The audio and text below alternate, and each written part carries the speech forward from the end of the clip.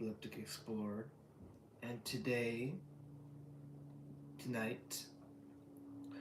we will continue our reading in Last Days. It is a novel written by Adam Nevill. He has, if memory serves, a Netflix series out based on one of his books, and I believe there's supposed to be an upcoming movie that's based on another of his books. So this is currently our fourth part, and this is the day after the Iowa caucus. And I do have to say that was an interesting, well, not exactly a surprise, but anywho, it was not a surprise for who won that caucus. Um, so anywho, I hope you all enjoy the reading of this book, and we'll see what happens as we continue reading Last Days.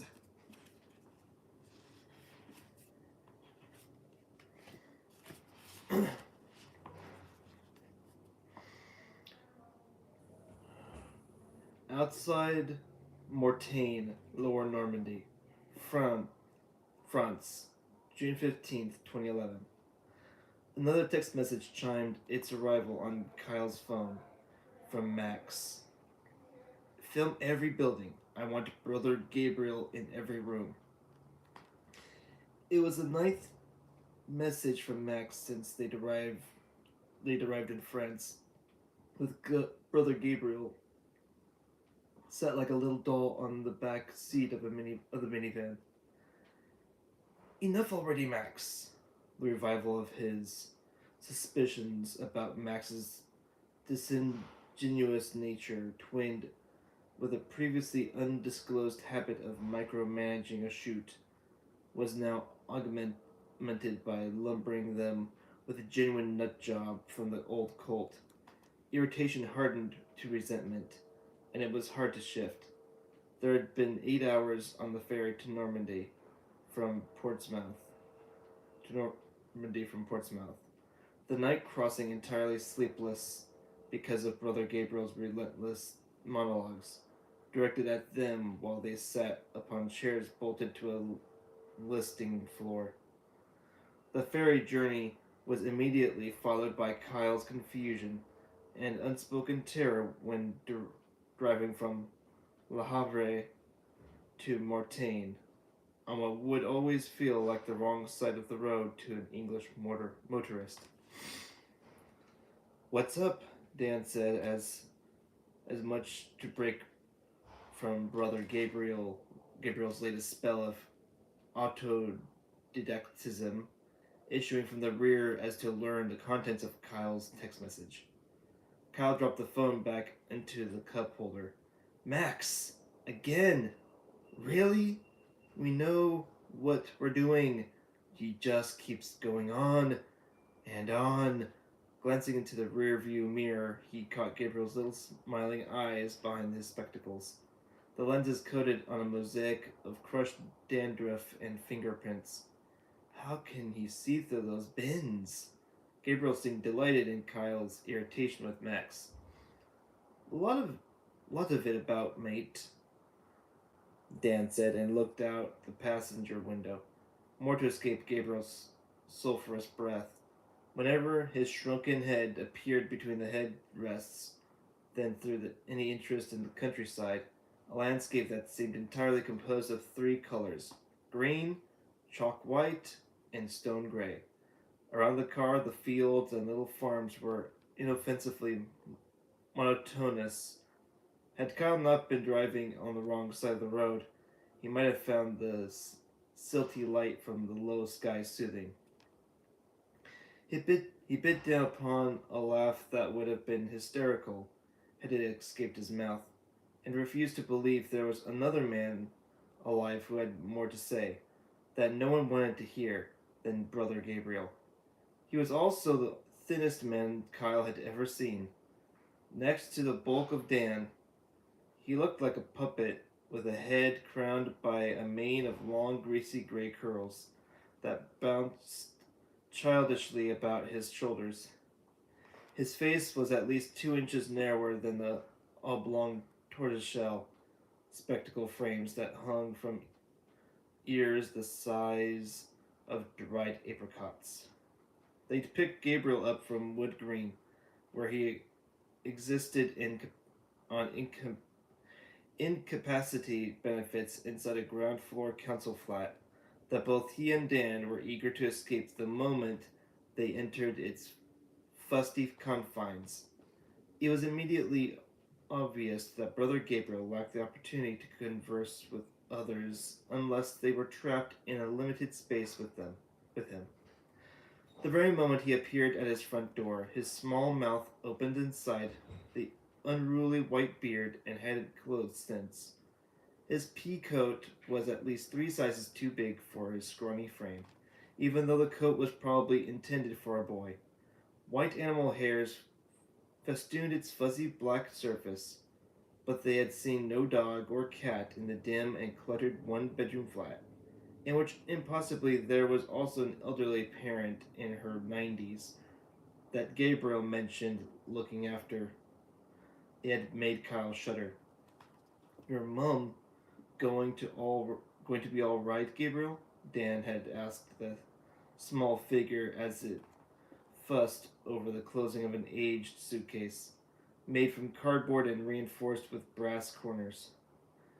You'll be back in 2 days, mate. Might not need all that, Dan had added. The case was full of clothes. Between the hirsute lapels of Brother Gabriel's peacoat, a green tracksuit jacket was visible, covering 2 other shirts, both stained around the neck, suggesting to Kyle that once the layers were peeled off, nothing would be found besides a grubby infant skeleton. For a moment, he even worried that Gabriel was leaving home and that he and Dan were now responsible for him. On the drive to Portsmouth, they were regaled with long and detailed lectures about the history of the estate Gabriel lived on, its importance to psychic geographers, the building of the M25, the secret Allied bunkers buried in Hampshire, the possibility of Atlantis off the south coast, how psychic energy moved through ley lines and was affecting the radio that Kyle had switched onto to drown out the seminar. It went on, and it went on, and it went on. The end of each sentence rising in a knowing, ironic tone, until Dan discreetly pressed tiny headphones into his ears, and Kyle asked for a bit of quiet so that he could concentrate on driving an unfamiliar vehicle on a fast motorway. In a queue of cars at the ferry port, Kyle received a text message from Dan.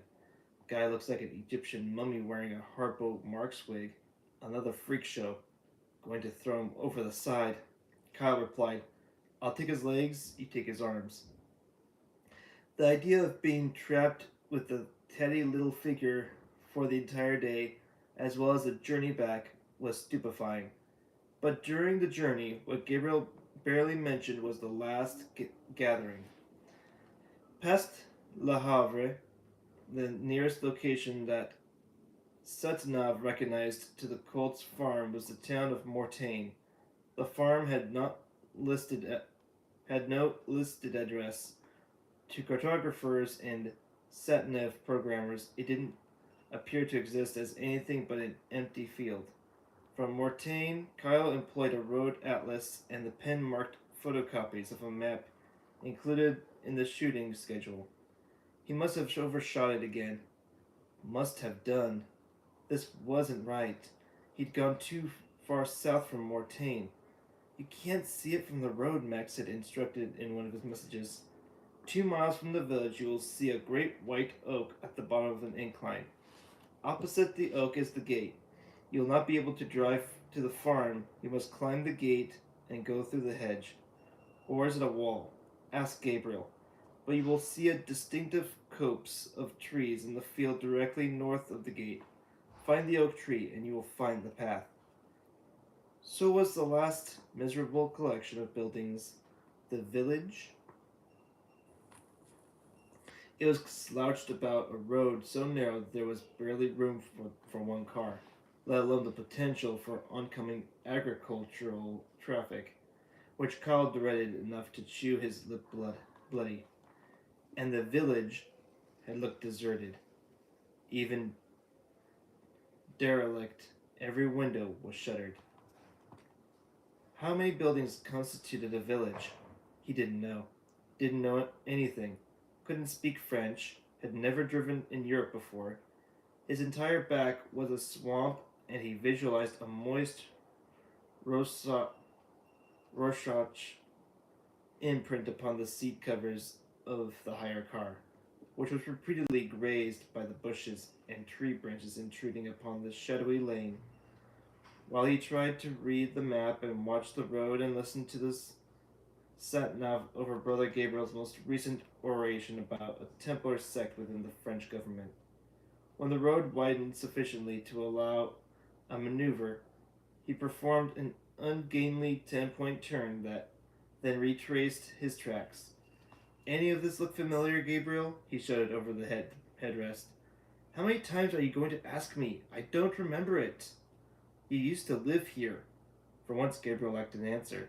I mean, can you tell us something useful? Forget the conspiracy about the EU, yeah? No use to us about here, mate. Dan smiled, turned to Kyle and nudged his shoulder. Chill. There were so many trees along the hedgerow. Kyle began to doubt he knew what an oak tree looked like. When he was a child, there had been one in his parents' garden. He remembered sliding down the outside of the trunk on a scorching summer's day, wearing only his swimming costume, his thin arms and immature legs gripping the unforgiving bark like a bear. For a few seconds after the accident, his mother thought he'd castrated himself. He remembered her bathing his tail in the bathroom with antiseptic, while he held cotton wool against his cut face with one hand and a wet flannel pressed against his bloodied nipple with the other. His nose and forehead had been a constellation of scabs for the rest of the summer. He punched the steering wheel, stomped the brakes.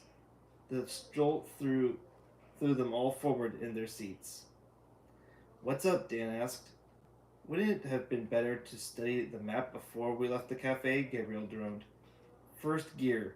He paused outside every substantial tree for a mile, retraced his tracks to see if it jogged his memory of what oak trees look like, until the road sloped. The incline? Getting anything here, Gabriel? Not sure, because if it's not here, then I don't know where it could be, if it even exists. Oh, it does. The stones they used to build. Not now, Gabriel, Dan said. There'll be plenty of time to hold forth when the camera's rolling, yeah? Kyle inched the bonnet forward to the next substantial tree. Maybe this big thing is the oak. Yes, unmistakable once he was under it. A wide, short trunk that looked climbable, and a great flowering of branches and leaves that covered the lane and put the car into darkness. He killed the sat-nav, lowered the passenger's side window, and peered past Dan. There was an inlet in the foliage opposite the oak, but no gate. The hedge was thick and overgrown. Kyle unbelted and climbed out of the van on rubbery legs, peered over the hedge on tiptoes. About 100 meters inside the empty field the hedge protected, he saw an island of trees. The copse? Under his feet, he found a break in the ditch beside the narrow stony road, a flat mound of earth covered in grass that dampened his jeans to the knee. He stood on it and pulled branches from the thick hedge aside. Spotted a gate post 2 feet in. Found it! The sun would be going down in under 4 hours. Better to be done by night. Don't arouse suspicion, instructed Max's final text before the signal on their phones vanished. Why? And from whom? He texted back. Max never answered. Kyle thrashed himself through the bracken and hedge, held it aside for Dan to come through backwards with the cameras and the first of the equipment bags. Gabriel followed, gingerly, on his little feet. They stumbled into a meadow, an ocean of weeds and nettles and rough grasses that were damp and reached Kyle's waist. Somewhere underneath the scrub was the path Sister Catherine's adepts had taken on journeys to and from the village, from where they sold eggs, shipped out their handmade crafts, the manuscript of Catherine's book, and the editorial to their publisher in Dorset to be transformed into the increasingly surreal magazine Gospel. Max had included a surviving copy of the book and two of the rare magazines in his file.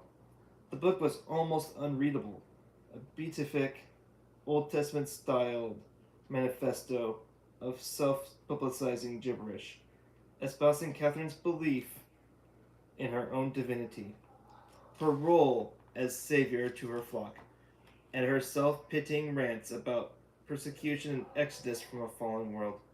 Once she had turned her back upon in pursuit of veiled suggestions of the godlike immorality she and her flock would attain through faith in isolation. The magazine reiterated much the same, as well as the promise of salvation from the horrors of family, society, and government, but only through devotion to her, of course, and her revelatory insights. Neither seemed much of a testament to anything but an imaginative mania and monumental ego. The ground had not been tended in years, perhaps since the farm was abandoned in March 1972, after the gathering endured its second excruciating winter.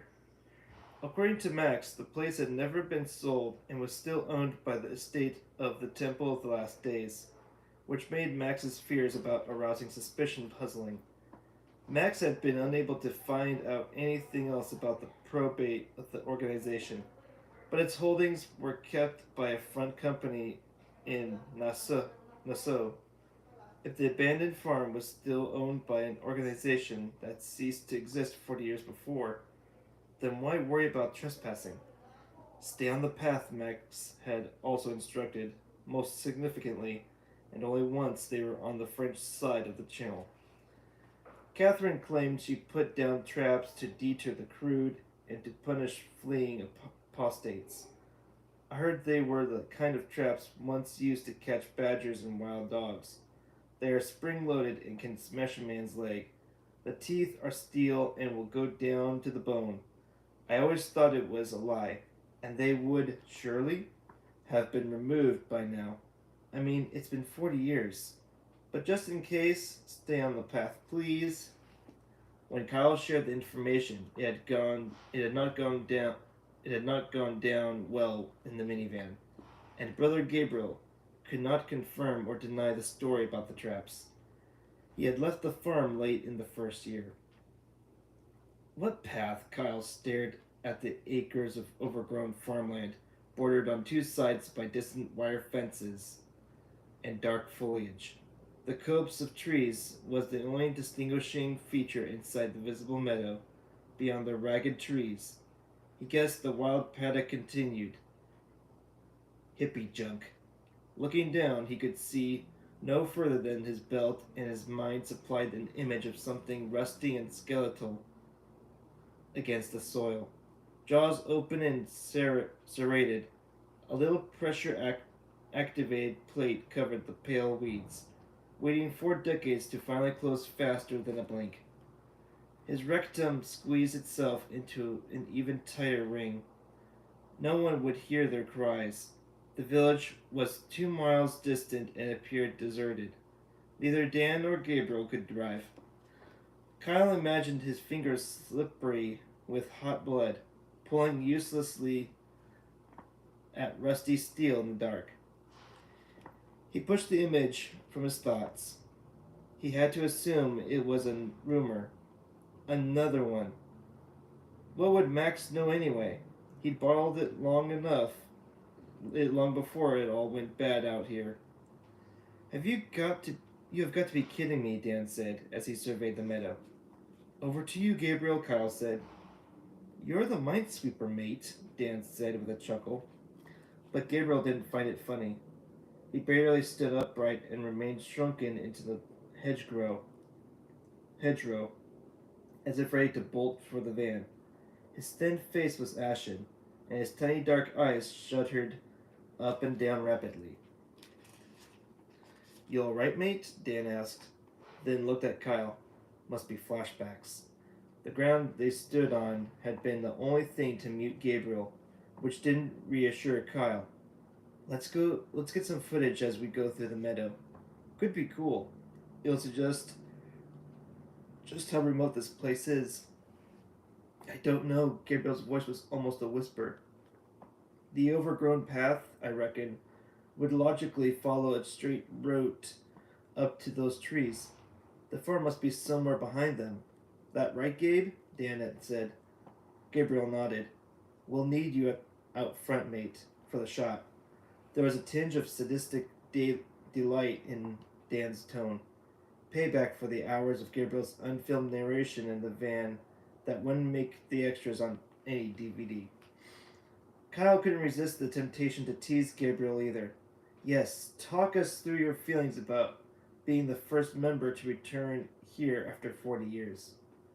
I need to speak to Max, Gabriel said. No signal, Dan said, as he prepared the camera tripod. We've gone too far to go back now, Kyle said to Gabriel. We just need to get up there, shoot what's left of the building, get your pieces done into camera, and then follow our tracks back to the gate. A hot meal and a hotel bed, a few cold beers, all on expenses. Easy. Gabriel didn't look convinced. Kyle softened his voice. He was under an open sky, and the stress of the drive had begun to work itself out of his body.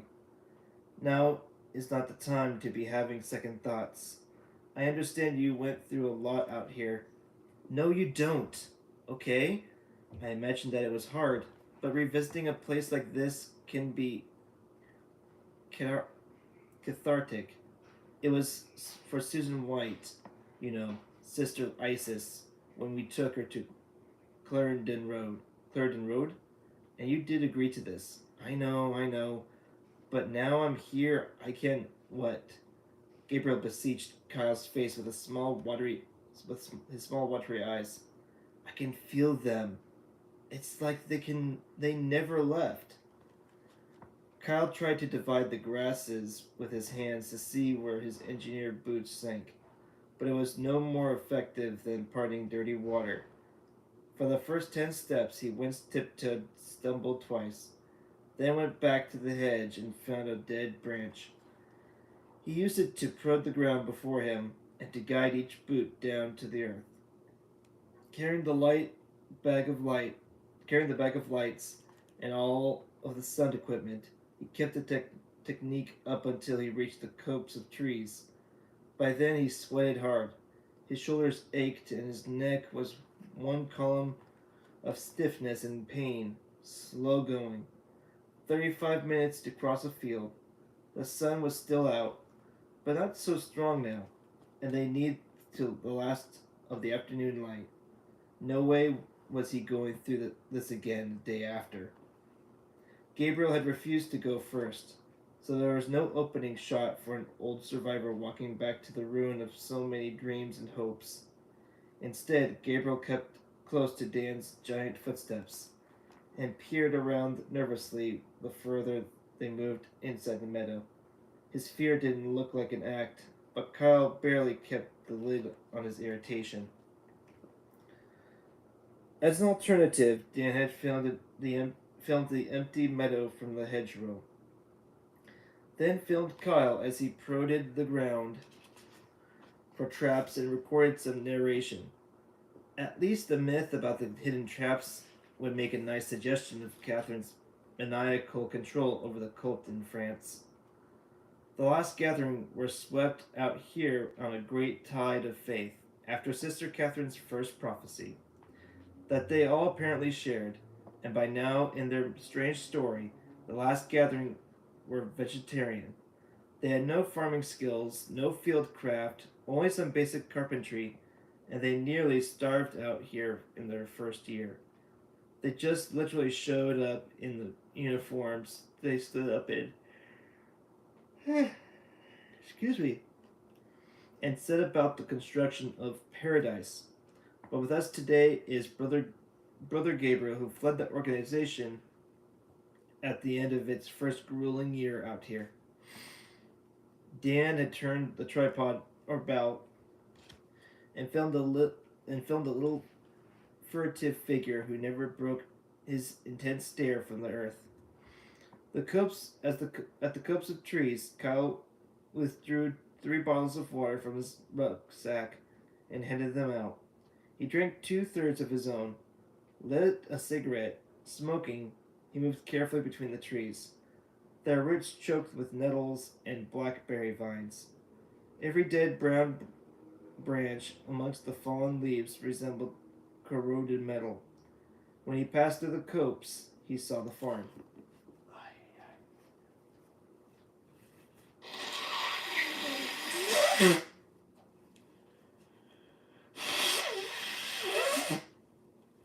Excuse me. Sinuses. Okay. Small trees partially concealed gray stone walls and slate roof tiles. 4 buildings slouched against each other in grass that reached gaping ground floor windows. The doors and windows were long gone in the biggest structure. The large white farmhouse the adepts had lived in communally. According to Irvine Levine, the 2 buildings adjacent to the farmhouse had been used as an artisan's workshop and a temple, respectively. There was another agricultural building with a lean-to barn against it, but Kyle couldn't remember its purpose. Sister Catherine had lived alone in a small ferment on its own plot of land somewhere nearby, the only building in the settlement with plumbing and electricity. He couldn't see the ferment, but apparently it wasn't far. The reddy brown building he couldn't remember the function of was the only structure with timber walls. A few of the vertical planks had fallen into the grass. Tilting inwards from the center, the roof was concave. The main doors were gone too. But between the upright timbers, the inner space was impenetrably dark, as were the interiors of the 3 stone buildings. Gonna get the whole thing on that new 200 millimeter lens, Dan said. He didn't like using a zoom. He liked changing lenses. If you must, 35 mil will be fine. This is my David Lean moment to step down. So step down. They color balanced both cameras, and Kyle broke out the Sennheiser mic they used for exteriors. He hadn't thought to bring a torch, but they had the collection of lights until the portable batteries ran down.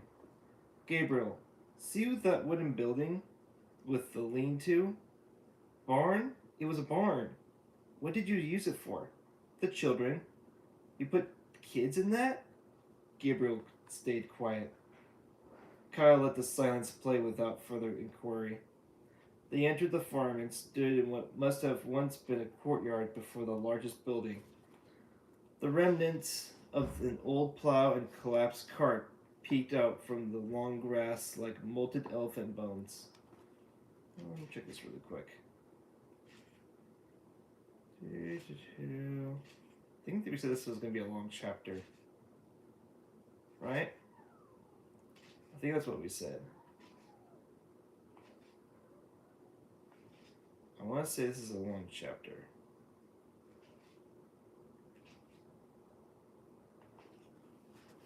Okay, come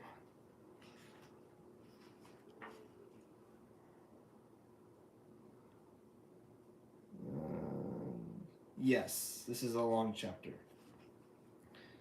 Okay, so we are 33 pages. Okay, okay, we got still quite a bit to go, but let's keep going. Where was I? It was here Kyle became aware of the silence. As he concentrated on framing shots for the best possible composition, now he had more to look at than a black and white photograph in Levine's book, and he found the quiet unnerving, as if it were accompanied by scrutiny, though it was more than merely the absence of sound and the ominous aurora that issues the dilapid- dilapidation that affected him. There was a profound stillness, too. The air was thick and cool and undisturbed by even a hint of the breeze blowing across the meadow. Not a single insect fluttered or buzzed near them, though they had been active in the meadow. They came through, but the atmosphere about the farm was not what he would have called peaceful. It was an atmosphere more like aching anticipation. Gabriel sat in the grass at the edge of the courtyard and peered at the buildings. He looked like a child with an old man's head. In between instructions to Dan, who needed little direction on shoots, Kyle began to take exterior shots with his stills camera. Then he set the second camera up near the barn. They always cut between two cameras. One day, he'd love to cut between four. Dream on. They began with the establishing shots. His choice of opening shot in any scene always demonstrated a statement of intent as a director, and it would all be about dilapidation in this case, emptiness, the atmosphere of age, a mood of neglect, a place more dramatically marked than the London house. In his imagination, it even began to appear tainted as if by some invisible presence that had once passed through, or even resided. He cut the musings dead because it looked like Gabriel was experiencing a similar reverie. You sure you got all the shots you need? He asked Dan after an hour. Dan nodded from behind the first camera. Master shots look good. I got cutaways and we'll get some decent close-ups now. The location didn't look as if it was going to present any technical problems. Lights would be needed for some of the interiors. The rest of the footage would be composed of stationary interviews, long shots, medium shots, and close-ups. I'll give Max one thing. He knows how to pick a location. Dan nodded. His face was a big grin. Retrieving his copy of Irvine's Last Days and the script from his rucksack, Kyle opened the book at the plate section and found a scale diagram of the farm. Imagine the place from the air. Opposite the map of the farm, one of the 16 photos included the sensational true crime classic distracted him. In it, the photographer had captured the farmhouse from where he crouched. In the black and white photograph, there were panes of glass in the window frames and pale wooden doors over the stone thresholds. Before the farmhouse, 12 of the adepts were pictured. A dozen of the 23 men and women who remained in the gathering at that point. In the photo, the men wore their hair long, and were heavily bearded. Most were smiling. The picture was taken in 1970, but looked as if it had been taken in 1870. They were a strange combination of Dominican monk, Old Testament prophet, and hippie. In the picture, the adepts all wore hooded robes that had made them famous on the streets of London, and later in Los Angeles and Yuma. Gabriel, Kyle beckoned him over with his head. Taking gentle and light-footed steps, Gabriel moved and stood beside Kyle, who showed him the photograph. Dan looked away from the viewfinder and listened to Kyle. It was all Dan would usually need to get the best shot. I want you to stand. to stand over there by the main building. Where this lot where this lot are in the photo. You don't have to say a thing, okay? You see this photo? Gabriel nodded. We'll drop in a B-roll slide of this photo, and then you in color right after. We'll fade from one into the other, yeah? Then and now, sort of thing. How long is this going to take? That'll be up to you, I'm afraid. The way Gabriel looked at the buildings informed Kyle they would struggle to get the old man inside any of them unless he suddenly warmed up like Susan White.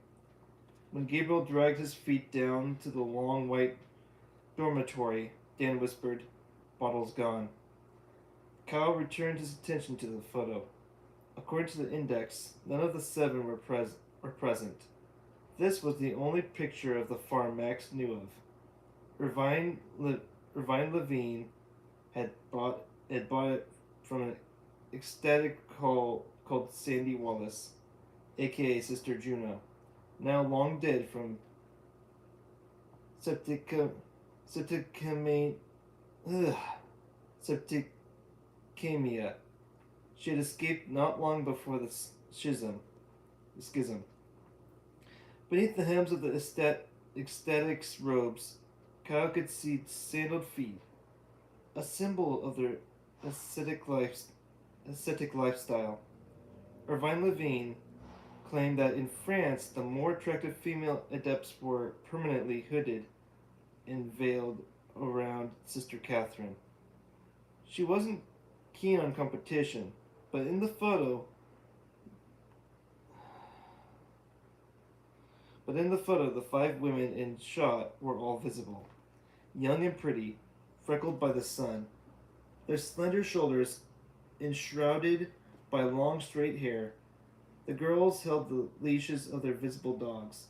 Sister Catherine's beloved Vargs, the huskies she adored and brought over from England, and who had always eaten better than the adepts. Kyle checked the index next to the scale diagram of the farm and saw that the dilapidated wooden building, which he had been unable to remember the purpose of, had kennel/school indicated as its function.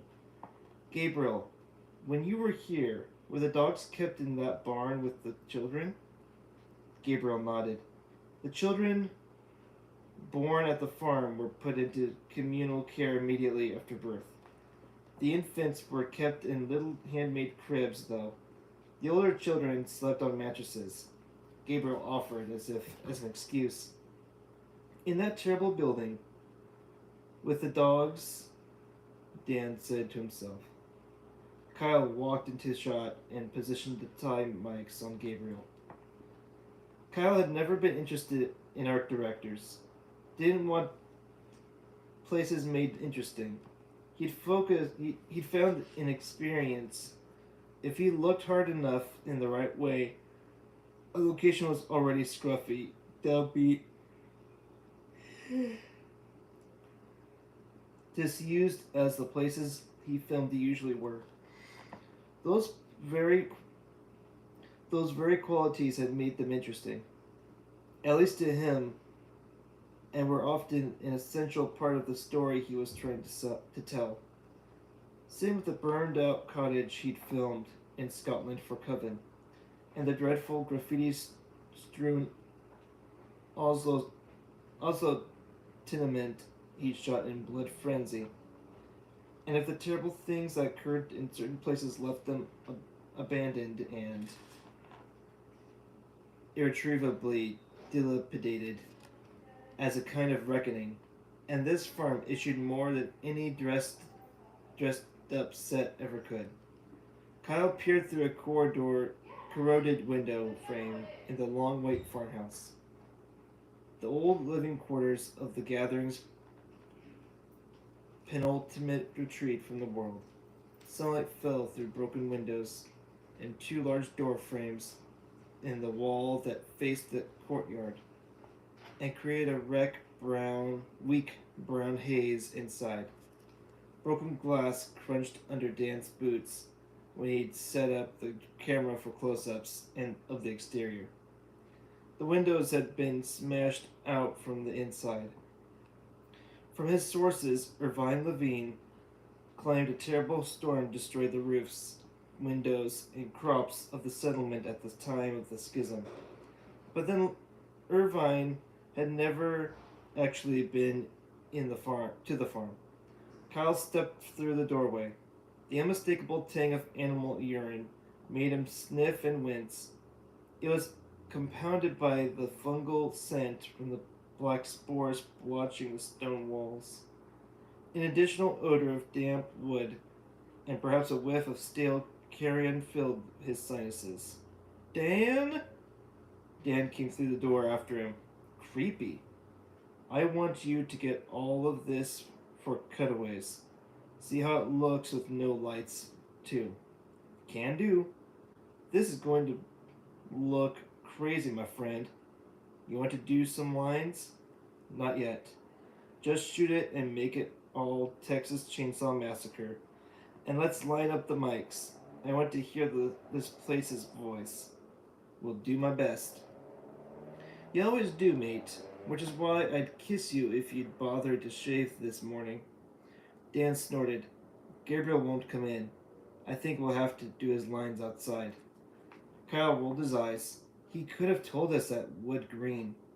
Wheezing with laughter, Dan set up for the interior. The ground floor was constructed as a single long room, with a giant fireplace and hearth that wood. The floor was cement, uneven and strewn with detritus, so they were immediately ankle deep in leaf mulch. Scattered firewood, loose bricks, clots of soil, and wet plaster appeared within the drifts of dead leaves. The gathering had eaten every meager meal inside the room in shifts. 3 long wooden beams ran the length of the high ceiling. Wooden planks formed the floor of the next story and were visible between the beams. Dan, get some close-ups of the hearth, about which Dan found 2 discolored and dented cooking pots, the remnants of a broom and a bale of books rotted to pulp. Still here? Kyle said, staring in surprise at the dull metal amongst the black leaves. Gabriel? Okay, hang on 1 second. I need to turn on some lights. Okay, let's try that. Okay, sorry about that. That's better. Okay, let's continue. Pale and fretful, Gabriel stood beside the hearth, where he once ate a thin gruel concocted from animal feed. Not even this moment of his immortalizing seemed to offer him any comfort, which he must have relished when he accepted Max's offer and they had learned from Gabriel on the ferry a large fee to take part in the film. Battery will be flat by the time he's done, Dan said with a smile. Kyle whispered to Dan, a platform. At last, a pulpit from which to preach. But not the one you would have chosen, eh, Gabriel?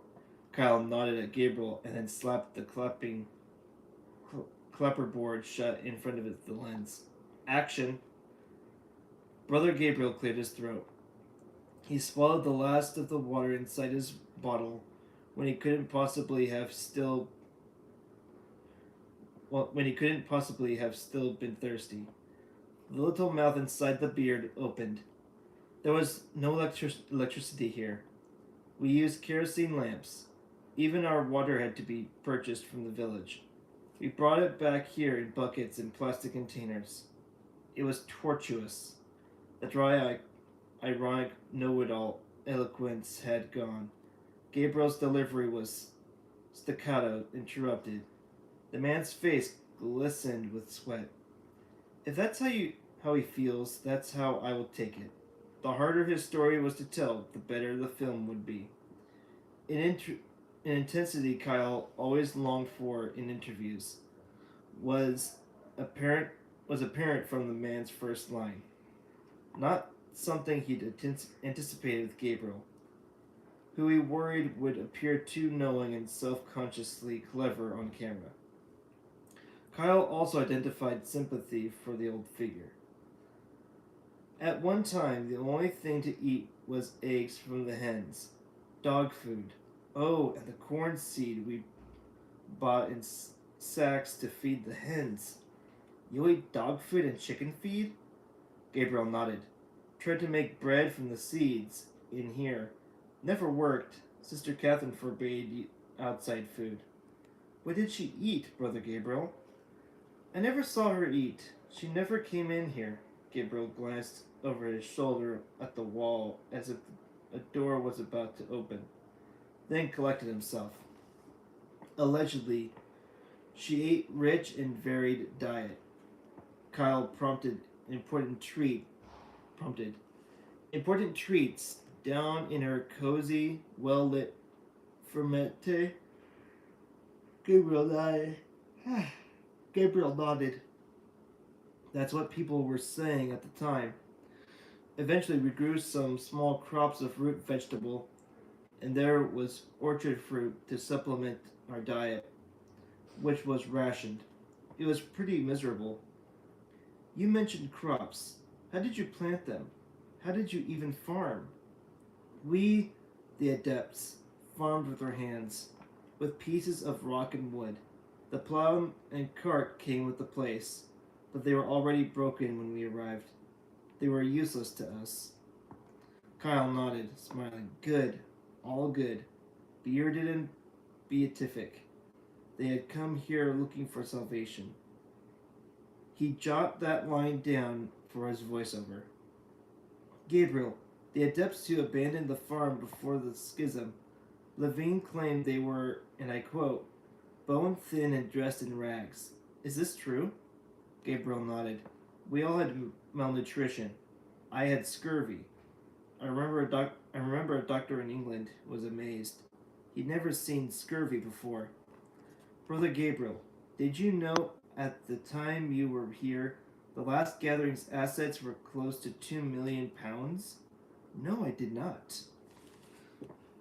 Three workbenches were still in place inside the artisan's workshop, fitted around the old stalls that once housed cattle, maybe horses, when it was a real working farm.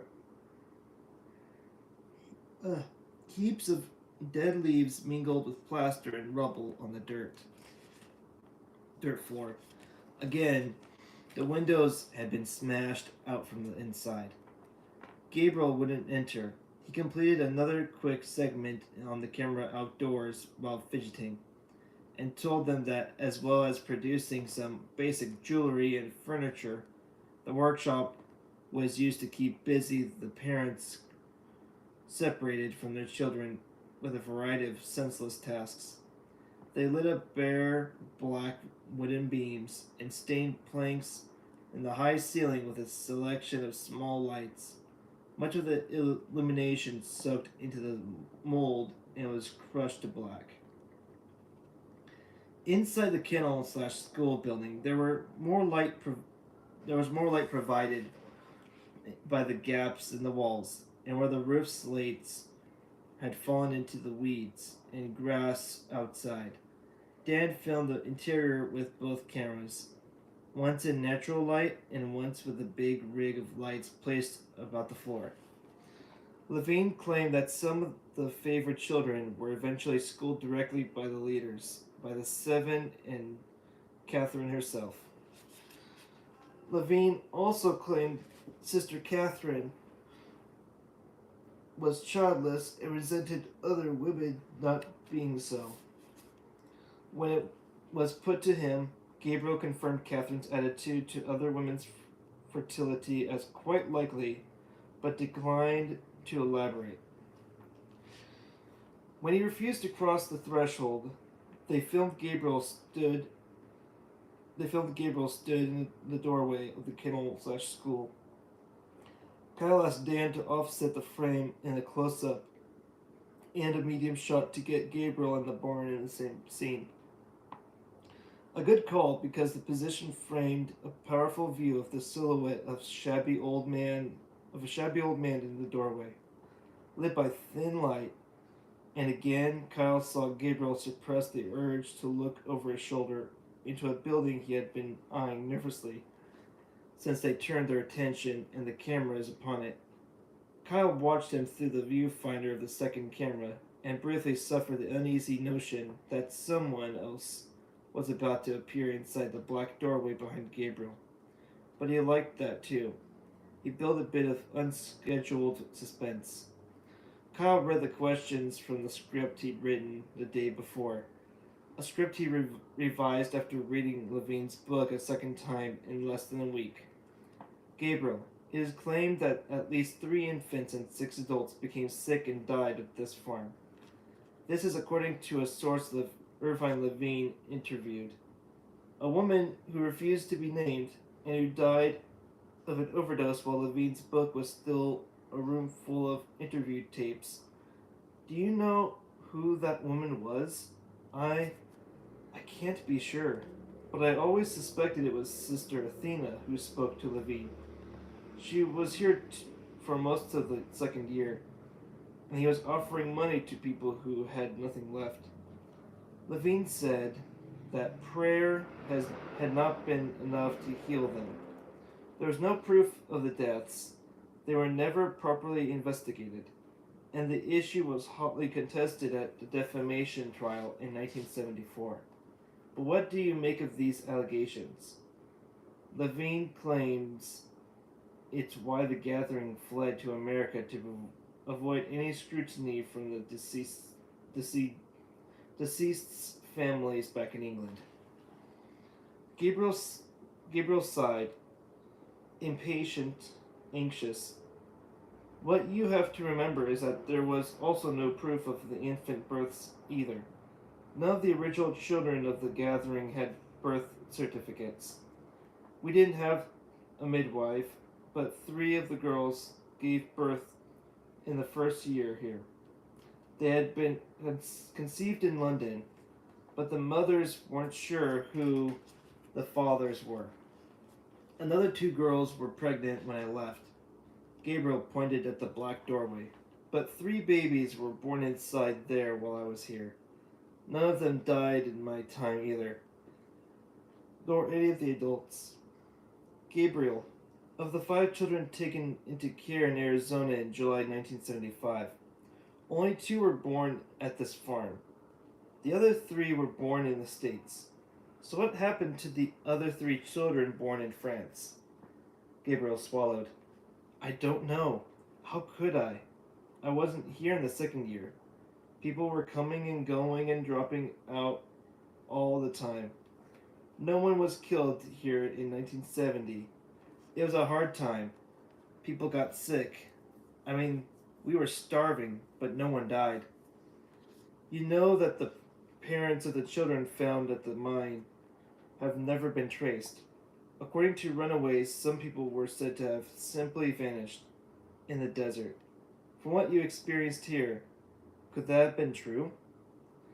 After I left, I had no contact at all with the Temple of the Last Days. How many times do I have to repeat this? We were still the last gathering in 1970.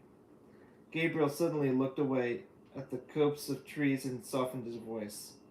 I don't know about this, but if someone had died here after you left the farm, or out in the desert later, do you think Sister Catherine would have notified the authorities? I doubt it. You doubt it? I don't know. There's no point asking me if I don't know. Can we stop now? Dan followed Gabriel back into the field to try and calm him down. Gabriel had scuttled away directly after the interview outside the school, and I refused to speak to Kyle, who had insisted on making amends, but to no avail. When Gabriel sat down in the grass above the farm, halfway back towards the copse of trees, and began to cry, Kyle withdrew. Dan stayed with Gabriel, the first camera discreetly rolling on his Steadicam shoulder rig. Get this, Kyle had whispered to Dan. As they passed each other, they would worry later about Gabriel retracting permission to be filmed. Kyle entered the last building, the temple, alone. Walked carefully into the place where, according to Levine, Sister Catherine's ego and paranoia and hateful envy poisoned her following into its first schism. When 5 members of her Praetorian Guard, the seven rebelled, the gathering's final days in Normandy became, as Levine put it, a testament to rage, jealousy, and division. From that dreadful maelstrom of women's pathological self-interest and sadistic cruelty, the Temple of the Last Days was born, the most notorious of the cult's two incarnations. Inside the temple, where they'd been told Sister Catherine held her confessions, sometimes all night long, black paint still covered the majority of the wall space. Only in a few patches did mildew green stone peek through the paintwork. The high wooden ceiling of the temple still retained the black paint used to promote sensory deprivation, which accounted for the darkness, because even 4 broken windows, allowing in some of the pale light, Kyle could barely see his feet where they scuffed among the leaves.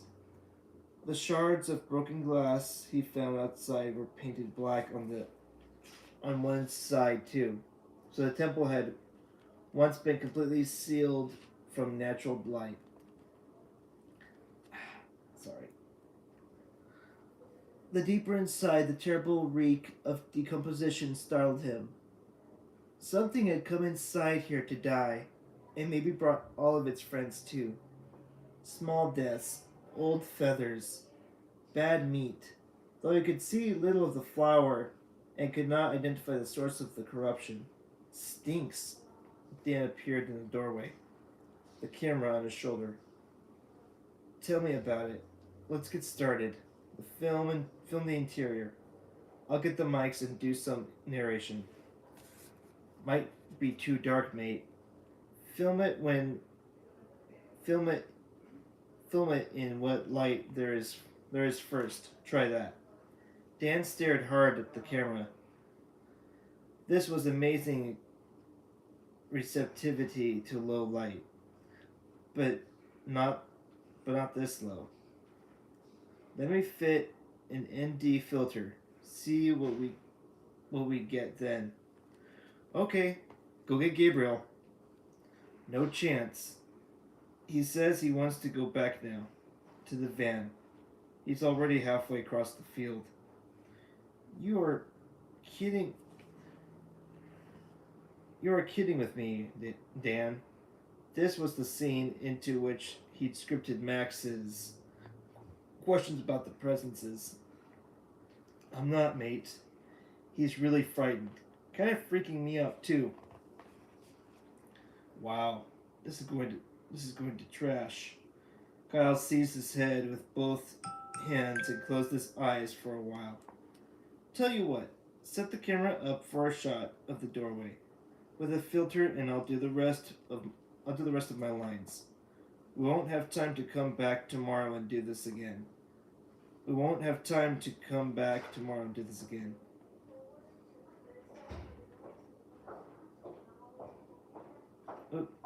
Tell you what, set the camera up for a shot in the doorway with a filter, and I'll do the rest of my lines.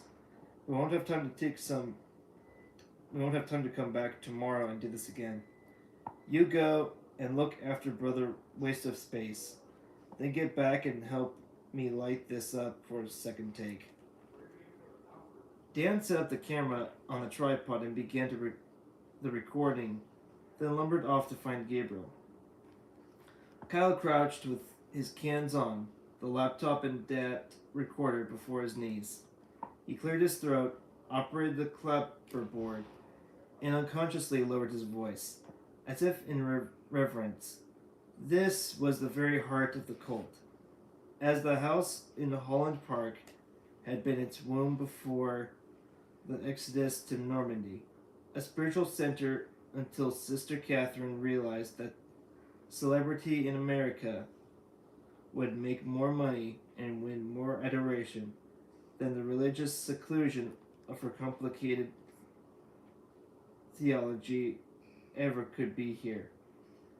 Either that, or she was leaving bodies behind. A lot of bodies. And when the last gathering wasn't scratching out a terrible existence in the rain and soil of Normandy, the adepts spent most of their time in this building, the temple. As soon as they arrived in France, this was also the place where Sister Catherine reintroduced the presences into the gathering, or the Holy Spirits as they were also called in France, where she first announced, "What I am, I wish to be, and what I wish to be, I am," and where she put the finishing touches to her creed of what Irvine Levine called her malignant narcissism, something that was to serve her well until the very end of it all in 1975. So imagine the swallowed, gaunt, and bearded faces gathered in supplication about the poor sane Sister Catherine. On the throne, it was said she used raised on a little dais, leading them through the one tawdry confession after another, Maoist style. In here, tearful outpourings of every weakness, flaw, and shameful secret were chanted out in desperate voices. It must have soared to the rafters. Hungry people, dehumanized, driven through the most tedious and repetitive sessions of self-analysis to remove their individuality, their very identity, to induce the trace which eventually produced a state of religious exaltation in a clear channel of communication with the presence of the Holy Spirit. Or was it only madness they found in here? Merely the euphoria that came with exhaustion? And were the presences another scam? A mere tool for Sister Catherine's desire for control? Irvine Levine thought so.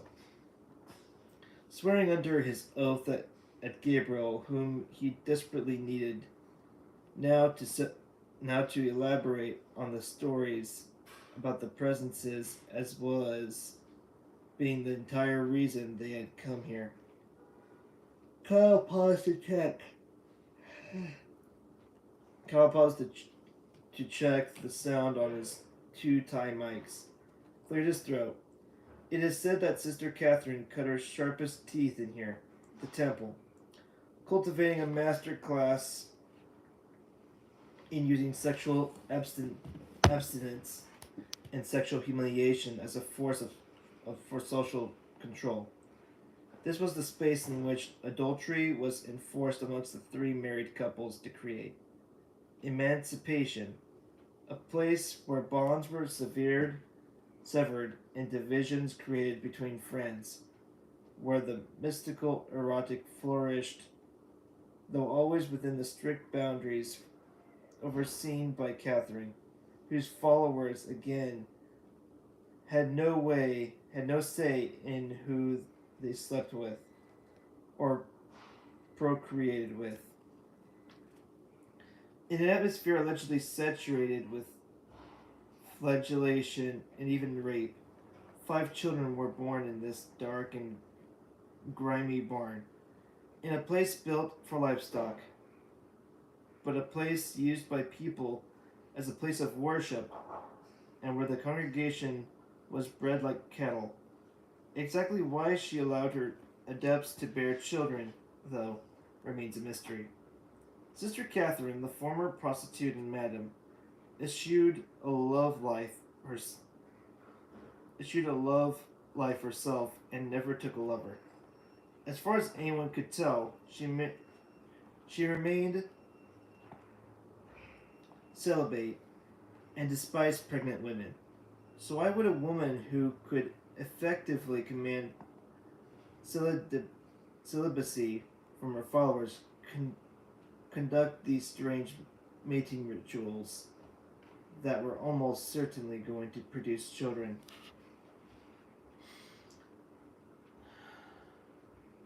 Kyle finished his piece and removed the mics. He went inside the temple to assess where they should set the lights. The ground oozed, then moved under his feet. He adjusted his footing, ventured further into the barn, and took more photos with his stills camera. The blackened roof and the patchy walls from a distance. The camera flash lit up the vaulted air in bursts, moved shadows, made intangible shapes dart back and forth in the damp miasma of neglect, as if they sought the darkness through an aversion to his light. He checked the shots on the viewfinder screen as he retreated, eager to be out of the stink and away from the source of his unpleasant thoughts that suggested a responsive character in his surroundings. Dan could get better lit footage when he came back, with or without Gabriel. Beside the door he had come in through, he paused and looked more closely at a section of wall 4 feet down from the edge of the door frame he had passed as he entered, but was now facing an exit, a place where the scent of decomposition was at its worst. The black paint had chipped away, or had been chipped away, and left behind what looked like the hem of a complicated stain on the pale stone. He thought of the Clarendon Road basement, of what the barrister Rachel Phillips had said, took his mobile phone out and lit the wall up with the screen. No way. This was no smear, but an outline of an upright figure. Kyle took out his Zippo and sparked it up for more light. The blue gold flame batted about, steadied. He peered closer. Could a watermark or the vestiges of old paint or a formation of mildew and fungus create such a shape? He stood back. It would have been almost 5 feet under, were it not crouching to shield an indistinct face. He was glad he could not see in the same level of detail that shaped the bony legs and thin fingers, the latter raised as if to protect its eyes from something hateful or painful. No, this was definitely no stain.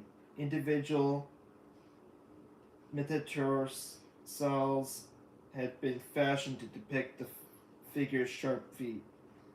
And here was a rib cage and a concave stomach, the color of a tea stain between the darker streaks that represented bones and limbs. He took more photos, zoomed in on the appalling mouth and its long teeth. Horse teeth with receding gums.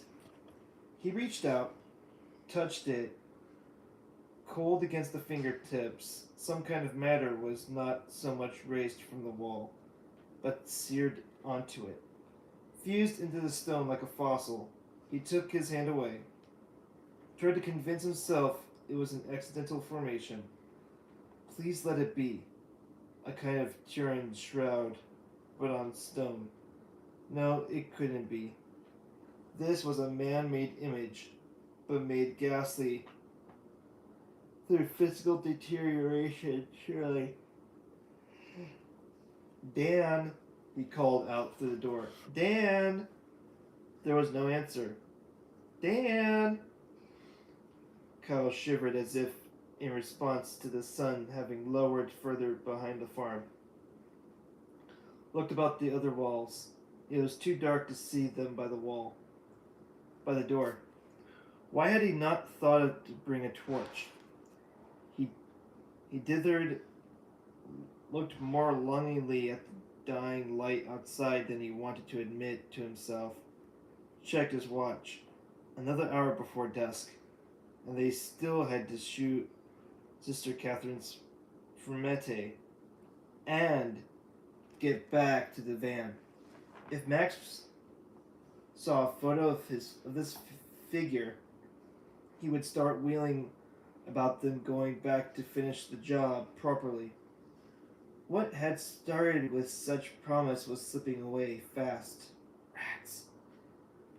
Kyle walked close to the inside front wall, eager to reach the next narrow pillar of light that fell through the second empty window frame.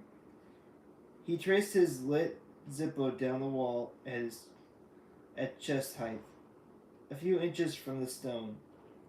In several places, the paint had fallen from the wall, but he detected nothing uncanny about the discoloration behind. Until he reached the head of the temple, towards the middle of the wall, he came across what looked like unclothed by remnant of flesh. They hovered a yard from the ground, as if the owner of the feet were levitating. He immediately snapped the Zippo shut, then realized the darkness beneath those fleshless toes was worse than the sight of them, and he fumbled to get the lighter ignited, and saw not just the feet again, but the entire silhouette, and in more detail within the surge and retraction of the small flame. The rest of the figure had flung its arms above a threadbare head.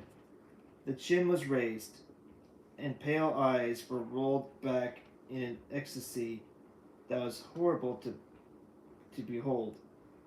A malnourished groin exposed its sex as that of a female, and did an impression of dark, shrunken paps behind pronounced collarbones.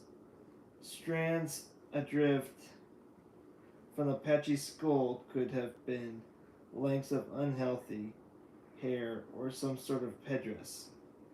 It was striding. There was no other word for it. Striding as if though the wall and downwards from above. The image suggested the idea, and one that was deeply unpleasant for Kyle to entertain, and that the figure had been passing through the stone in a moment of wild exultation when it's negative. Ay, ay, ay. 15 more pages. Ay, ay, ay. We're almost there. Ay, ay, ay. Okay, sorry. Or a trace of its physical remains had somehow been scorched into the hard, inflammable stone. It must have been etched on somehow. Painted? Carved? Rachel Phillips said they faded. This one hadn't. Again, as if Kyle stood upon something not yet desired, dissected. The scent of carrion was apparent near it, accompanied by another odor he identified as stagnant water, carrion and sewage, and he thought of sneezes, dusty feathers around his face, old greasy pillows. Yes, old feathers, pillowcases stained yellow, aged clothes, maybe, Damp, unwashed, rot, rotted fabric, the very same odor from Clarendon Road.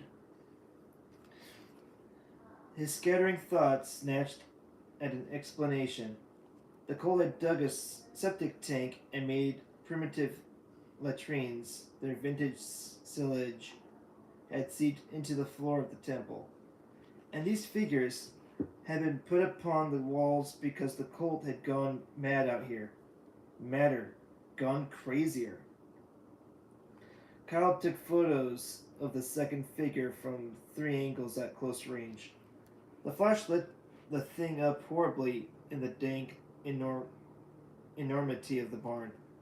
When he zoomed onto its face and tried to get the entire murky head framed within the viewfinder, a tremendous crash outside obliterated the silence of the farm. It sounded like a heavy door slammed shut. With force, with anger, what door? The buildings had no doors, were empty, old, and were empty, old and empty. Maybe some timber had fallen. A roof slate. The place is unsafe. Is dangerous, condemned, cursed. Hey! He called out from where he crouched in the darkness and stared at the distant doorway. A square of gray light in a black surround, and was only motivated by to straighten his legs and stand up when he realized he had covered again, cowered again, in what now felt like a fearful sublimation beneath the clawed toes of the thing upon the wall, at the head of the temple where a crucifix would hang in a chapel. He should leave. Go! Dan! Dan! The others were here, just outside. There was nothing to worry about. But he suddenly cramped inside at the unwelcome recollection of the hasty exit he and Dan had made from the house on Clarendon Road. They'd heard a door slam there too. Rats. Kyle relit his lighter, tried to move quietly through the dead leaves, the broken wood, the unseen objects that bumped against his toes and broke beneath his heels. His jerky movement across the uneven floor, but the lighter out. All he could hear was his own desperate breath, the thump of hot blood inside his ears. But he dared not take his eyes from the doorway, and it was so dark in the middle of the temple, the light from the 2 windows and gaping entrance remained within the rotten frames and came little further. Just ahead of him, he heard quick feet flit through the dross. Dan? He thrust out both hands to fend off an unseen form racing through the darkness. At him. If anything were to touch him, his heart would stop. He knew it at once. Nothing came. There was just him in the silence. The terrible stillness, the waiting, the darkness. It had been a figment of his own his own witless confusion and near total blindness. All in your mind, an animal, rat or fox. Zippo open and flaring. The windows retreated across the murky floor, back to the walls, the black walls. He followed the ragged hem of one shape that threw itself upwards to the ceiling. In flight from the flame, the shadow vanished into the blackened timbers of the roof's underside where they met. The wall opposite the door he'd come in through, and just beneath the place where timber met stone, high up at the very edge of the lighter's pale luminance, he glimpsed another patch of haphazardly flaking stone. He moved closer to the wall opposite the door and held the stills cameras aloft. Gripped by, gripped by a thoughtless curiosity, he lingered in what terrible place long enough to shoot another wide-angle shot of the wall where he thought he'd seen the ragged silhouette of a third figure. He must have missed it earlier as he took most of the other pictures at eye level. He checked the viewfinder of the digital camera. Too dark. He'd need a light stronger than the camera's flash. Kyle left the barn and brought in the camera and its tripod. It still had the ND filter attached, and he wanted his own breathless shock on tape. So attached a tie mic to the neck of his shirt and ran out a longer cable from the mixer. Checked the sound levels on the DAT. With jerky, fumbling hands, he placed a little portable LED pad light in the doorway. Dan could light up the etchings properly, or whatever they were, when he came back. Oh, come on. There we go. On the far wall, the little LED pad cast a vague phosphorescence upon the blackened stone, a horrible glow that spread to the ceiling of the temple. He stepped back inside and confirmed the depiction of a third figure in the thin light. Wow. It was too composed of stains or scorches, but it differed from the other two figures, because this one was partially clothed. Remnants of a dark cloth twisted about its emaciated length. The visible limbs were more bone than flesh, and the sharp face was gripped with an excitement that inspired nothing but revulsion. There was a suggestion of a jaw wide and loose, if not hanging open. Like its companions, the eyes were wide, pale, and lost in some private joy. About its head there might have been a cowl loosed about the thin head, and one long hand held a staff or scepter. Not sure what I'm seeing here, he said into his time mic, but it's inside the Gathering's temple. On the wall, what looks like a figure, and there's another above the doorway. A third at the far end. Kyle carefully retraced his steps across the soft floor of the barn. He should get something with the ND filter. So he shot the first figure by the door, and the second one opposite the entrance quickly, but spent time looking about himself into the half-lit barn while he did so, because of his earlier suspicion that something other than him had moved inside. And there it was again, a rapid skitter through dead leaves at the far end of the building, where the LED pad light barely touched the walls. Wow. Before he managed to turn towards the sound, something brushed against him. Kyle lost his balance, lurched towards his right, fell to one knee. His right hand plunged through the surface cold and wet. Moisture instantly pooled about the knee, sunken into the floor. Frantic, he raked a hand about. He met thin air. He stood up too quickly in the gloom, staggered about, disoriented by the dark and the stench. That's all it is. Keep cool. In the half-light, he saw nothing near him, nor against any of the three walls that little LED pad light tried to illuminate. But a thin and brittle touch lingered on the side of his neck, like the delicate impression of leafless sticks brushed while passing through an autumnal wood.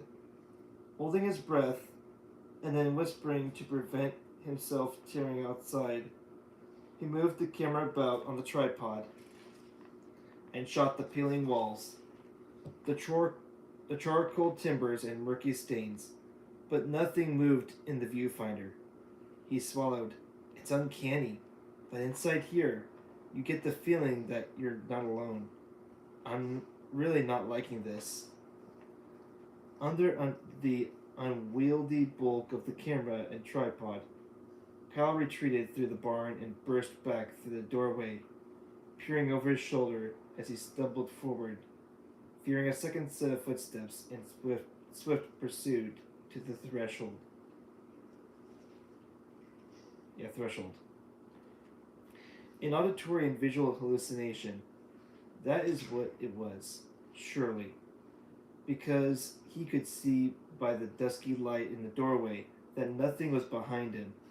Aiming the camera back at the interior from outside, he picked up the distant glow of the far wall on the viewfinder, but no motion. He could study the audio tracks and footage later, and didn't want to play back those awful figures here, when so near the derelict temple. He sucked at the air and hurriedly packed the second camera and tripod into their bags. Glancing about the courtyard, he now imagined faces just out of sight, peering down at him from the empty windows and between the gaps in the nursery walls. Those faces would be smaller. He shook himself, hating the direction of his thoughts. Stop it! Then, Dan! No answer. So who had made the noise and touched you inside the temple? Even louder. Dan! No answer. The sky had purpled from the Atlantic blue-gray he remembered before entering the last building. But he suspected some kind of permanent stain had been smeared across the eyes inside the temple barn. He looked to the sun behind the low cloud and tried to cleanse his vision. What to do?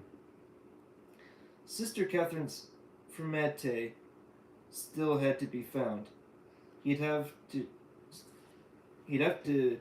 shoot the remainder of the footage alone, at least until Dan chose to reappear to do his job, which meant none of the footage would be properly composed or lit in the fading light, and they wouldn't have variety from two cameras. He'd also have to do the sound on one microphone, but this was too good to miss, let alone ruin. Coming back the following day was a bridge too far. The farm was too far away from the hotel, and they had the ferry to catch. They were flying to the States in 2 days. As it was, they hardly had time to prepare for that. Rats. Kyle packed the sound equipment. He'd need to go solo.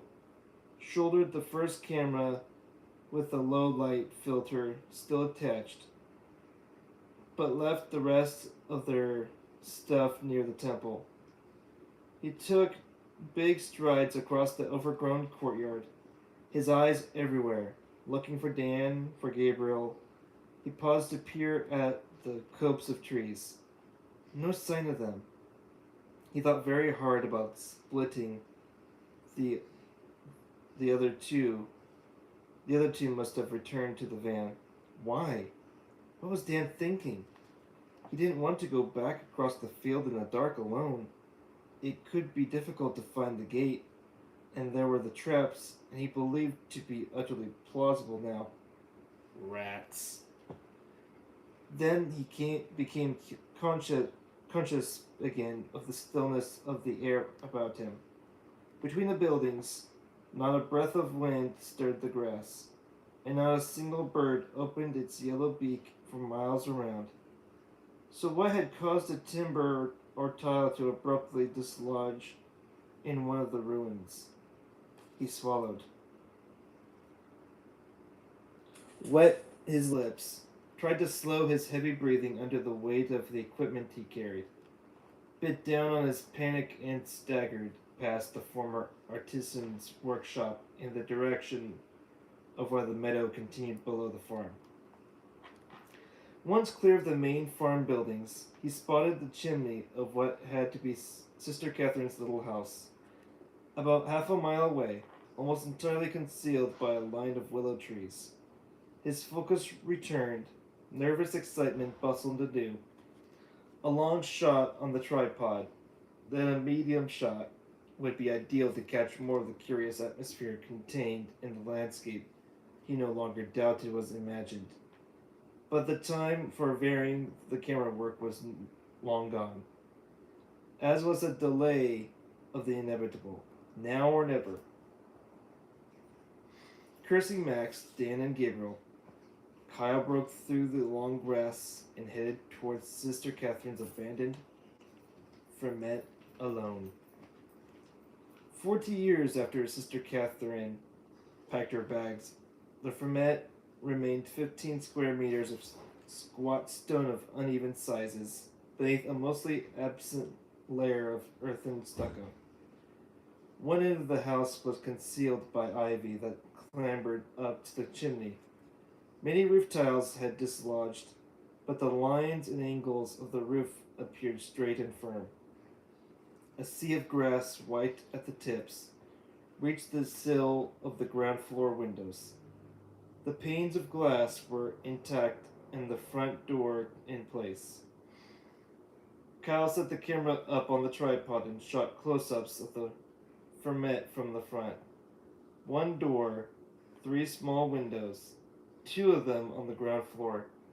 He lined up the sound of the mixer and fitted his mic, took a breath, and looked about the darkening landscape. Satisfied he was still alone, he turned to the door and hoped it was locked. It wasn't. He pushed it open. In the grainy light prior to dusk, three thick beams crossed with smaller ribs of the same dark timber appeared on the ceiling. Dirty plaster filled the spaces between the beams and covered the walls too. On the cement floor before the great blackened fireplace, he was confronted by an ancient-looking bathtub, mounted on clawed feet. It supplied a sudden notion of domesticity he found unwelcome amongst such neglect. A cramped staircase made of dark wood turned once, then disappeared into the first floor. Kyle crept inside and set up the camera to resume his commentary from behind the tripod by reading from his script. If this wasn't extremely guerrilla filmmaking, then nothing was. Battery level on the camera wasn't great. There was a spare in the bag. But he wanted to be quick, though he refused to dwell on the reasons why. This is Sister Catherine's ferment in London. The trend was set, and the same physical separation between herself and the rest of the last gathering continued here. This building had electricity and basic plumbing, but it was still more primitive than she could stand, and she would never sink to this level again. In the Arizona desert, she bought the fabulous Art Deco palace for herself, miles from the abandoned copper mine that her followers in the Temple of the Last Days occupied. Perhaps the mansion was the reaction to the privations she endured in France. There are no photos in existence of the interior of this building during Sister Catherine's occupation, so we can only rely upon the hearsay of the prostates that Irvine Levine interviewed to imagine what it was once like. But out here in those cold Norman winters, it was claimed that Sister Catherine acquired a fondness for antique furniture and thick rugs, for velvet drapes. She was sensitive to the cold and impatient with the heat. The luxurious furnishings, the queenly fittings are long gone. The floor, as you can see, is now bare cement, stained in places by what looks like oil and some water damage. In the gloom, he quickly recorded the solitary artifact of her occupation in a close up and ad libbed some narration. I mean, it's amazing to find this. Sister Catherine's bathtub is still here after 40 years. Makes you wonder why no one has taken it. None of the terrible figures he had seen in the barn were present on the grimy plaster of the Fermet's walls, which made him giddy with relief. But again, there was an acute and incongruous stillness. It's really strange, but in here, there is an atmosphere, again, just like in the temple, pregnant, in anticipation almost. It's like the very moment before the arrival of someone or something, an event perhaps suspended in a fixed state within the space in which I am standing. When we first arrived here, Brother Gabriel reported feeling something similar. He had since decided to leave the shoot. He's very upset with coming back here. Dan, the cameraman, is with him, so I am continuing solo from this point. Kyle found the right page of his script and dropped his voice to a softer tone as he read into the mic. He was becoming breathless with excitement at the find. This is a significant place in the history of the cult. In this building, perhaps even inside this very room, Sister Catherine transcribed the book of the 100 chapters, the theological text recited to her by what she called the presences and Holy Spirits. It's a thin, almost unreadable book, but it was mandatory for the adepts to quote from it upon command. And this is the very space in which she administered the highest and most personal theological instruction to the Brothers of the Cross, the 7, 5 of whom tried to wrest control from her at this farm. During the resulting schism that followed the failed coup of 1972, this is also the very building where the Temple of the Last Days was born, the version of the cult that destroyed itself in Arizona. Also, and perhaps most importantly, it was the actual place where Sister Catherine was completely accepted by her last few loyal followers as a living divinity. She and the 2 remaining members of the 7, Sister Gehenna and Sister Bellona, were the nucleus from which the diaspora to the new American Temple was launched in 1972.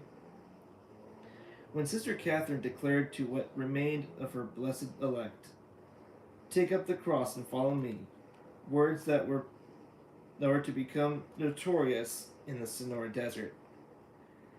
He would have to come back down for the sound equipment, but took the camera off the tripod and put it on his shoulder, and gingerly tested each stair before rising to the next one. The old steps creaked, even made snapping sounds, but instinct assured him they were firm enough for a careful footfall and an average weight near the sides. He filmed as he moved upstairs. It would look horrible without this Steadicam rig on the second camera that was with Dan, but at least he'd captured something before coming back down for the tripod and sound equipment to get better footage. Like the ground floor, the second story was one great room with a ceiling supported by stout timber beams. Little light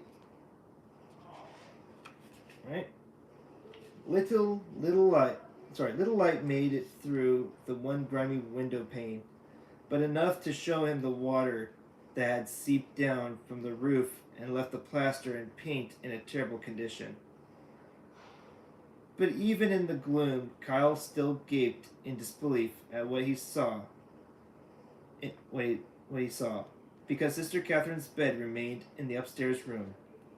How was it that the locals did not disassemble and cart away such a colossal bed, let alone the bath? Great purple curtains, now rotting and sodden with damp, swept from the canopy and suggested the original magnifi- magnificence of the four poster. He'd have to go and find Dan. Where was he? He wanted the ferment shot in its own light, and then again with one of their ensembles of lights. He wasn't half the cameraman Dan was, and this was far too good to mess up. Kyle went back down for the sound equipment and tripod, quickly checked the levels, and then set up as best he could with the boom pole lodged between two soft floorboards for the sound. It's as if this great bed, still remaining in the middle of her boudoir, attests wholly to the grandeur of an empress. The empress she probably always believed herself to be, before she became a goddess. Kyle shot the great fireplace, its brickwork black. She must have been quite comfortable in here. The fireplace would have roared at the foot of her bed on those cold winter nights, while the children shivered with the dogs up in that wooden agricultural structure built for livestock. When he came around the foot of the bed frame, his boots scuffed through rotten tendrils of a once luxurious rug to film the other half of the room. Now, the small window set deep in its stone basement, something caught his eye. The answer to his earlier query as to why the locals had not made off with the bed, because no one sane would have lingered long in a room that with that charred upon the wall. The very moment he glimpsed it, he quickly backed away.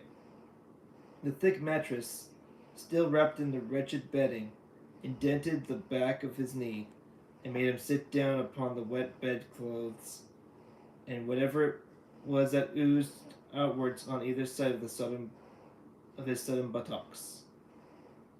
He leaped to his feet, swatted the back of his jeans, turned and noticed the head of the bed in greater detail, saw the remnants of one long dark pillow with vestiges of pale tassels at either end. If he wasn't mistaken, the middle of the roll was indented, as if the recent memory of a head sat at rest upon it, and when the bedclothes moved around the hollow his backside had made in the mattress, his breath sealed itself inside his chest, and his teeth clamped down on the shriek that gathered in his throat. He gripped the sodden bedspread, perhaps once satin or velvet, but mostly just matter now, and tore it upwards to see what writhed beneath. There was nothing in Levine's true crime classic, nor in Susan White's fretful eulogies or Gabriel's nervous testimony, to prepare him for the sight beneath the rotten eiderdown. As the ancient bedding rose in his fist, then came apart as lumps of mulch, he looked into the hole he had made and saw a murk of black and yellow flesh twisting wetly in its own brine. Oh no.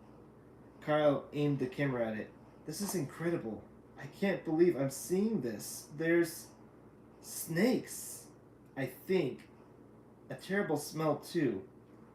But before he could embellish his narration, the light in the room faded like his sight dimmed, or a great curtain had fallen over the solitary window. In a panic, he looked to where the light had been, but only received a strong impression of the thin, scorched figure beneath the stone casement. A sudden stench of decay filled the room in one tremendous gust. and into his mind grew an image so clear, so crisp, of a flock of lifeless birds, their dusty wings at rest on dry bodies, before a lake of fetid water, green with flotsam. Upon the shore, an indistinct figure wrapped in teddy cloth raised its face to see him. Kyle mewled like a lost and frightened child, crouched down, dropped the camera onto the bed, clutched at his eyes to rub away the vision of the figure and the terrible water. Superimposed by that bony, upright shape burned into the wall. Huddled into himself, he turned his body away from the window, needed to escape the hallucination. The things in the bed, everything, couldn't bring himself to even look over his shoulder again. Closed his eyes to see if the vision had gone. It had. He was dizzy, disoriented by the smell, the bed. A door slammed shut. Downstairs. The one he came through. Oh no.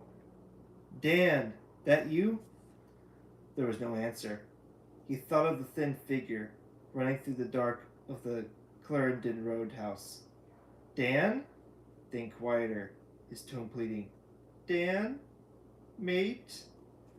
And Kyle remained bent over, a man reduced to a thing all shaky with moist, unblinking eyes that peered across the stinking bed at the doorway, then opened to the stairs that descended to the ground floor, a space now indistinct at dusk. Its door shut against the dying light, shut behind someone that had come inside. Below him in the building, he heard a shout not dissimilar to the one outside the rooms of Sister Catherine's empty penthouse in London. The noise of ungainly feet, a thud and shuffle amongst the detritus. In the patterns unsteady, legs make as a search commences through the dark. A search for something or someone. When Kyle came out of Sister Catherine's ferment, his mouth was a tight crease in a wide-eyed and bloodless face. He could barely feel his legs, let alone the camera and equipment he clutched with shaking hands. Paralyzed with fear, he had waited for 20 minutes after the noises of intrusion had abruptly stopped downstairs. But the sudden silence left an image in his mind of a small, thin figure stood at the foot of the staircase that looked up and waited for him to come down. Heartbeat paused. He eventually emerged from the room and began his descent from the bedchamber, deciding that one more moment in the horrid room beside the reeking bed that still twitched with the movements of his small burrowing occupants was still less preferable to a confrontation with a visitor in the shadows below. But he was alone in the ferment. Inexplicably, it seemed he had been the only occupant all along. Though he was certain someone had come in, he heard footsteps, hadn't he? The mic might have picked them up too, in between his whimpers. He would check later. Maybe the front door had been closed by a wind of which there was now no trace. He stumbled back through the long grass to the farm buildings. There was still no sign of Dan or Gabriel. He called out for them. Albeit weakly, he received no reply. He located the remainder of their equipment bags outside the temple's empty doorway, that he could not even bear to glance inside now, before dragging the bags to the edge of the courtyard, talking to himself in a hurried whisper. With the first tranche of gear, he set off across the meadow towards the copse of trees. Only once he was back amongst the bracken and spiny boughs of the copse. With the second load of equipment did he see a tall, distant figure. Beneath a darkening sky, stood upright with its head down. It approached from the direction of the road they had parked upon. And for a while, too frightened to move or breathe, Kyle remained rigid, could do nothing but stare, trapped between the horrid farm and the barely moving figure. He thought he might scream, until he realized the figure in the meadow was Dan. But something wasn't right, because Dan was walking so slowly he was hardly moving. His face never rose from his feet as if he were studying the ground intently. Dan? Dan? The distant shape of his friend looked up, stopped moving, and what he shouted to Kyle slowed the blood cold and thick inside his veins. Don't move! Stay there! Traps! It sounded like Dan was crying, or trying not to. Gabriel stepped in one of those traps. That is the end of chapter 8. Pretty intense. Not as intense as the figure that was in the other building, but a bit intense nonetheless. Definitely a good spot to take a break from. We are almost at the 2 hour mark in this book here. So I'm gonna go ahead and pause this, and we'll set this up for next week. I hope you all are enjoying this book. If you have been enjoying this, please like and subscribe to my channel. Give this video a thumbs up. Comment down below for other book suggestions. As you may know, this book is good for a Halloween season. If you guys want something to spook you guys with.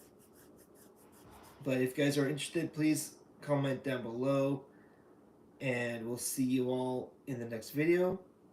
As always, I am the Epileptic Explorer, and I hope you all have a fantastic evening.